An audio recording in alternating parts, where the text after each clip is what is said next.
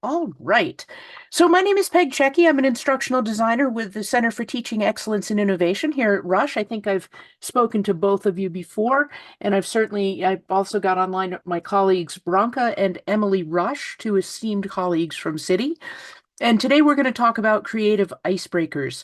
A lot of us, when we hear the word icebreaker, just groan in kind of in pain, but they don't have to be painful, and they have a lot of benefits. So let's go ahead and talk about that. But before they do that, it would be very poor form if I did not start a presentation on icebreakers without an icebreaker. So, one of my favorite ones is, get lost, I call it. And basically, half the fun of travel is the aesthetic of lostness.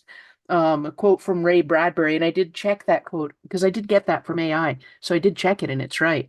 Um, where would you go on vacation if money and time were no object? And a follow-up question, if we have time, and we do, since there's only two of us, why? So let's start with, well, whoever. Wherever the spirit moves you, jump in. Where would you go on vacation if money and time were no object? I am happy to go first. I used to say Iceland, but I actually went to Iceland. So now my dream vacation would be New Zealand.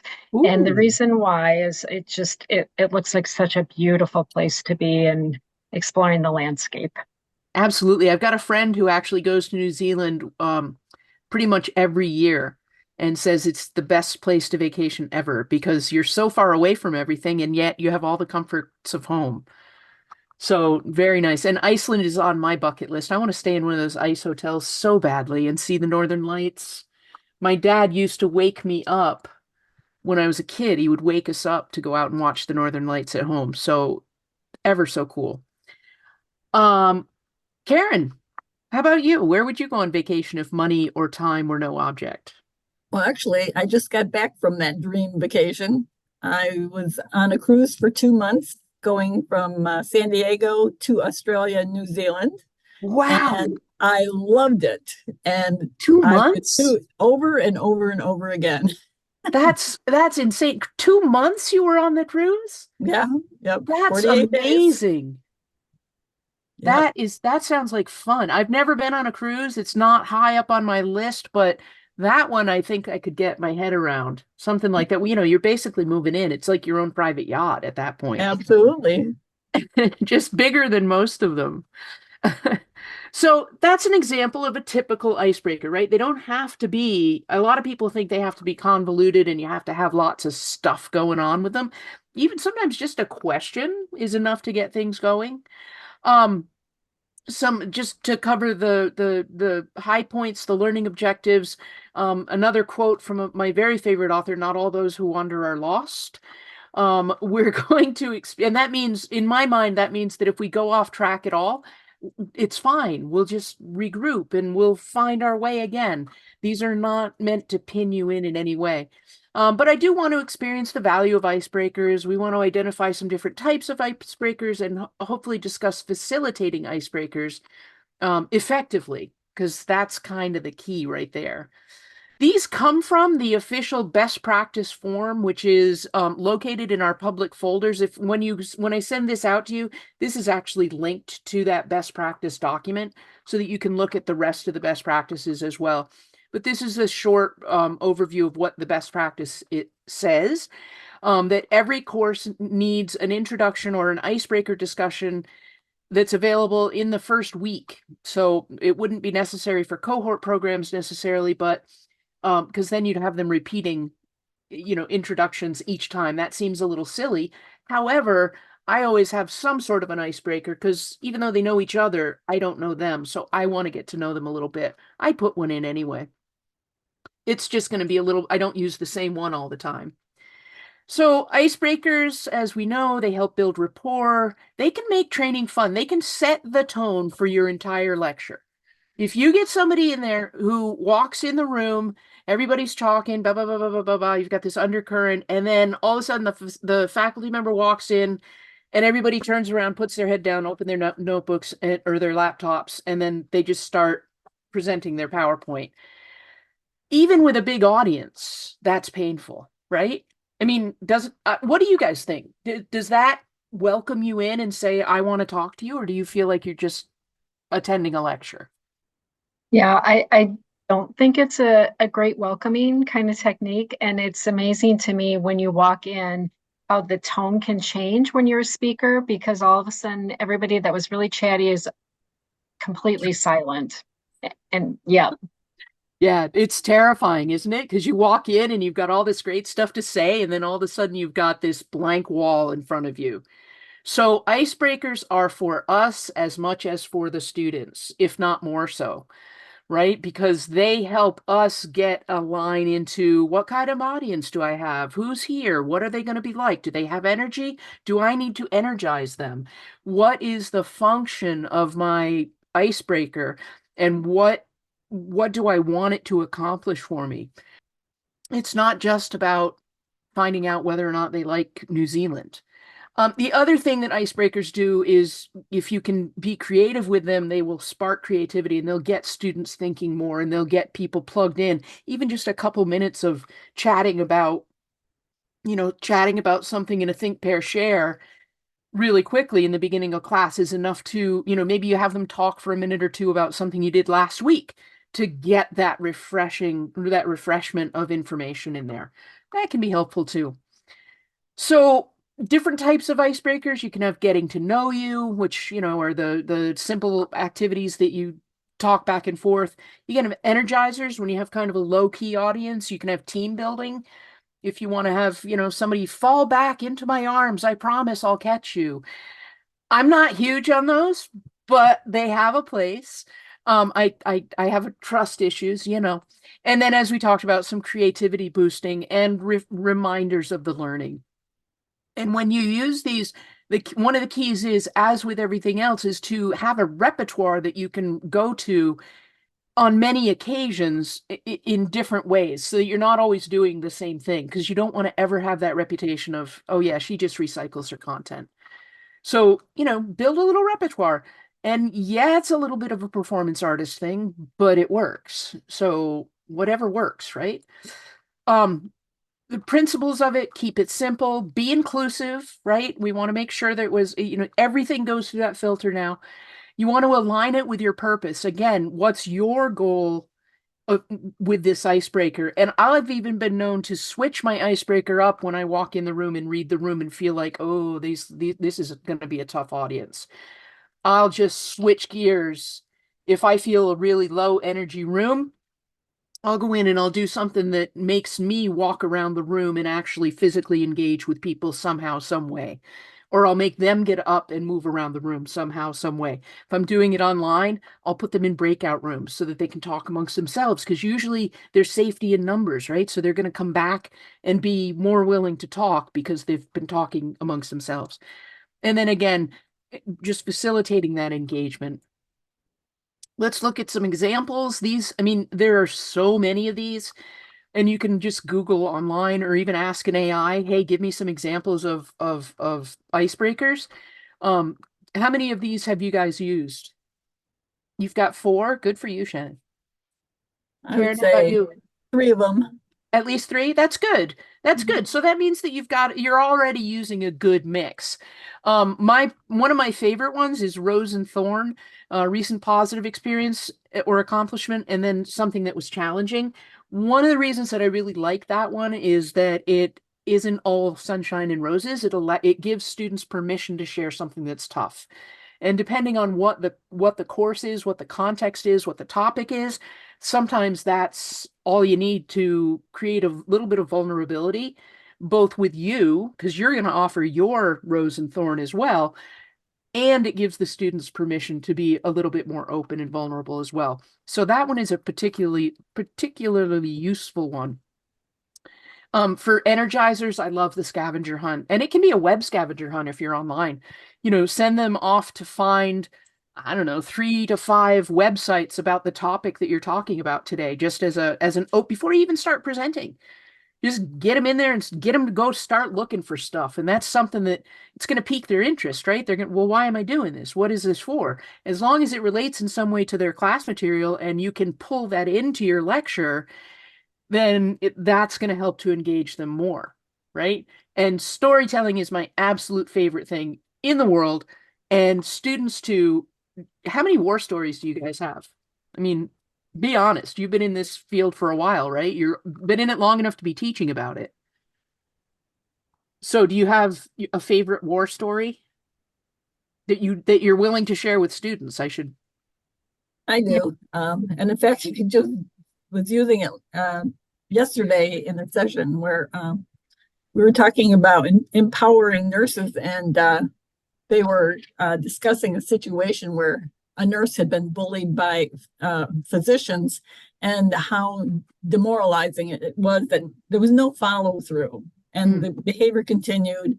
And this nurse, he would talk to other people in front of her, making, comments that she wasn't competent and things like that. And it was just going on and on. And I said, well, who was sticking up for her? Yeah. They go, if that group was just waiting for the administrators to do something, they could have done something. And I gave them an example of how we solved it in a unit I worked in, where we had a physician who would have his outbursts at anybody at any given moment. And we decided that we would just gather around him, that person that was being yelled at, and not say a word. I love But that. just be standing there, all of us, the nurses, gathered around that person, essentially almost protecting them, blocking the way so that he was yelling over us. And, after a while, he was like, what's going on here? And then he kind of backed off and left. Well, the next time it happened again to him, where everyone gathered around and just stood there silently, didn't say anything. But after a while, he changed his behavior simply because he knew we would react that way. I love it. I absolutely love that. And that's a perfect example of not only using storytelling as an icebreaker, but also using storytelling as a teaching Right. Teaching mechanism. moment. Yeah, because those are the kinds of things that students they want to know. That's why they appreciate teachers so much, right? Because you have all these experiences, real live experiences. So yeah, excellent example. Excellent example. There's more of them here. I'm not going to go through every one just in the interest of time. In fact, I see I repeated one here. But I'll go back and I'll change that before I send you out the presentation. When it comes time to implement, you want to make sure you're setting your tone, whatever that tone may be. I said warm and friendly because I tend to be a warm and friendly person, but if that's not who you are, just set whatever tone you want to set for your classroom, right? Make sure you're giving instructions. Make sure that there's one thing about giving instructions. There's another thing about making sure that they understand the instructions, right? So you can tell somebody something, but you need to make sure they understand it before you set them loose. Otherwise, they're just going to sit there and look at you. Obviously, encouraging participation. And then usually I do some sort of a brief comment or debrief afterwards so that they, at some point during the lecture period, it may be towards the end, it may be in the middle when I sense that people are starting to lag a little bit. I'll bring up that icebreaker again, whatever it was. Maybe it's the war story that you were telling, and I'll bring that up again in the middle to kind of jog them back into oh yeah, that's what we're here for. And relating pieces from storytelling has a beginning, a middle, and an end, right? It has a character arc. It has a denouement where you can come to the conclusions. So you want to do the same thing when you're lecturing, right? You start out and you build up to a crescendo, and then you make sure that they're focused in the middle. All of that can come from a lead in or an icebreaker, because you can weave the thread starting from that point and tell your story throughout the course of that 45 minutes, hour and a half, 3 hours, whatever you've got. And hopefully you're breaking up 3 hours with activities. But the idea is that you can weave that thread from the get-go. I love this quote, Dr. Atul Gawande. I don't know if you guys heard of him. He's from Brigham and Brigham and Young University. Sorry. And he does a lot of writing for various publications about communications and why physicians and medical professionals do what they do and how they can do it better. In one of his quotes was, ours is a job of talking to strangers. Why not learn something about them? And that goes with patients too, as well as with students. So think about your icebreakers as modeling good behavior for how you want people to talk to patients, right? You don't want them to walk into a room and just say, okay, what's going on? You want them to open up a little bit with their patients and get that relationship off to the right foot. So in modeling that in your classroom, you're helping them in their practices later on. There are pros and cons to almost every icebreaker. And so one of the things you want to look at is um, just turn it around in your head sometimes to think about how it might impact different people in different ways, in different positions. So, for example, the rose and thorn, I keep going back to that one. It builds empathy and it facilitates bonding, but it can also cause some oversharing or make people think about things that they're sensitive about. So if you're teaching a class that you know that it has a bunch of really wounded people in it, which, we've had some wounded people over the last several weeks, months, years after the pandemic, maybe that's not the one you want to use. If childhood ambition is, I love I love the con on this one. I hadn't thought about this, but it does provide insight into people's personal journeys, but there's always that potential that you're going to bring up, you don't want people sobbing at the end of your icebreaker. That would be bad. So yeah, just be mindful and turn them over in your head a few times and think about, well, what could go wrong? A lot of times we never we think about these great ideas and then we're like, we run with them and we never really think about, okay, so what should I have done? A simple process document, brainstorm your ideas, select your icebreakers. Don't put so much thought into these that it's an icebreaker. It's not the end all be all, but there is a process for thinking about it. You want to select your icebreaker, plan your details. Finally, you create your presentation. And if you come to another session, we'll talk about how you can do that quickly and with fun. And then finally you practice and refine it. It is a good idea, even if you don't have any time, even if you've done this lecture 1,000 times, run it through once in your head before you go on stage. Even the best of us need to rehearse once in a while. Some of us more than others, I think. So, given the fact that it is indeed 1:22 and I wanted to have time for questions and comments, I left this space. So, what do you guys think about icebreakers and what might you do differently or better, or what do you recommend to your colleagues? Let's just talk icebreakers. Peg, can I ask you a quick follow-up question? Yeah. Because I think one of the things that I've struggled with is that by having something where students are not required, but they're supposed to share, especially during icebreakers. We've been dinged for it's a microaggression. You're creating this hostile environment by making us share. And so then I started to do poll everywhere, just something silly like, are you team candy corn or, just something where they could participate or not participate. But it really kind of shut things down when it's a poll on the screen versus an actual discussion. Any suggestions on how to kind of help people not feel anxious about having to speak in front of others by doing icebreakers?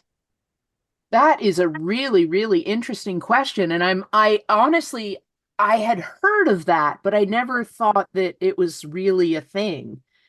I, it kind of blows my mind that people get so sensitive, but we have to be respectful of that, of course. I think It makes it, sorry to interrupt, it makes it even harder because we're in the speech pathology program. Our whole career is communication. yeah. So I would really like them to feel more comfortable with that process. I think what I would do is I would start by creating an icebreaker that would relate directly to whatever it is that you're talking about that day and not have any of the touchy-feely, vulnerable ones at first. Start off with ones that are silly or directly related to your content. So if you're talking about lisps that day, I don't know, that might be a lecture topic. I don't know. And if you're talking about lisps that day, maybe you talk about, have them go do a web scavenger hunt and find three research articles about lisps before they get started, and then take 5 minutes and have them, depending on how many are in the class, have them present an article, just really briefly. Doesn't even have to be professionally done. No slides, no nothing. Just get an article, summarize it for me. And, even that's enough to get the juices flowing, so to speak. Do you guys, Karen and Krista and Bronca and Emily, do you guys have other thoughts about that situation? Um, yeah, hi Peg. I think one of the things kind of along those lines that I've struggled with is um getting the participation, because I try not to frame it as, this is mandatory, you have to. I try to engage with an icebreaker, and then I'm the first one to kind of put myself out there. And then typically what I see is probably maybe I would say probably about 80% of the class will participate, and there's always a few that just don't. And I just don't know how to feel about that starting off.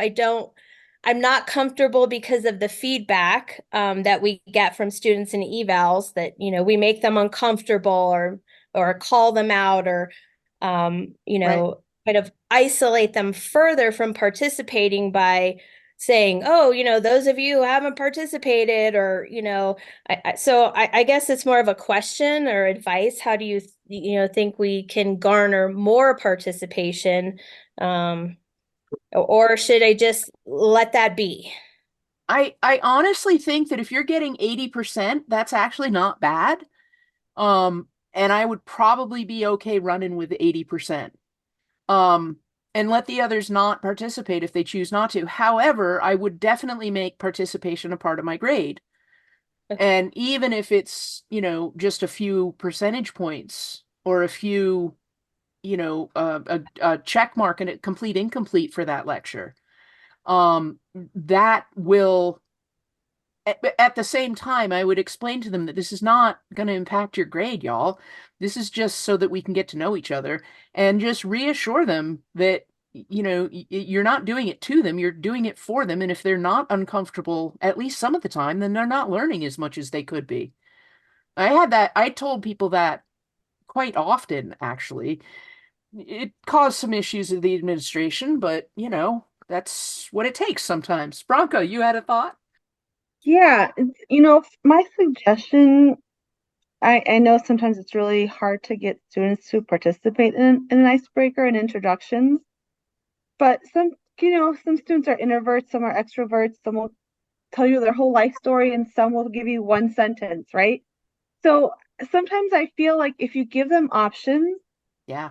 that fits their comfort level, so it could be like, okay, just write, 5 sentences about yourself and tell me whatever you want, or tell your, cohort whatever you want.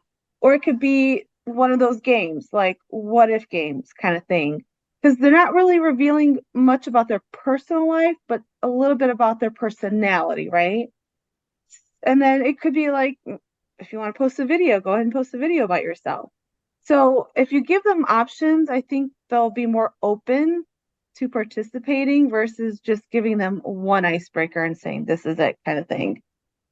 I really like that suggestion, and it lends itself to the whole idea of, giving the students advocacy and giving them ownership of what they're contributing. At the end of the day, we need to convince our students to be okay with being a little bit uncomfortable, but we can't throw them into the deep end and then watch them flail. So finding that balance and being open yourself is a huge, like, I was really happy to hear you, Krista. I think you said it, that you openly participated. And Bronca, go ahead. Oh, I was just going to kind of piggyback on that too. So sometimes giving them an explanation of why it's important for that icebreaker. And I like to build it in a part like we're trying to build a community here. Yes. And you build a community of and resources too. So find this will help you find another student that maybe you have something in common that you can strike up a conversation with, and then maybe you eventually will become a study partner with, Yep. someone that can help you through that semester. So, if you kind of frame it in a way that's going to be beneficial to them, I think they're also more willing to participate in it. Right. First and foremost, they're human beings, right? So what's in it for me is it's not lost on them either. We can do that all day long, but they're going to do that too.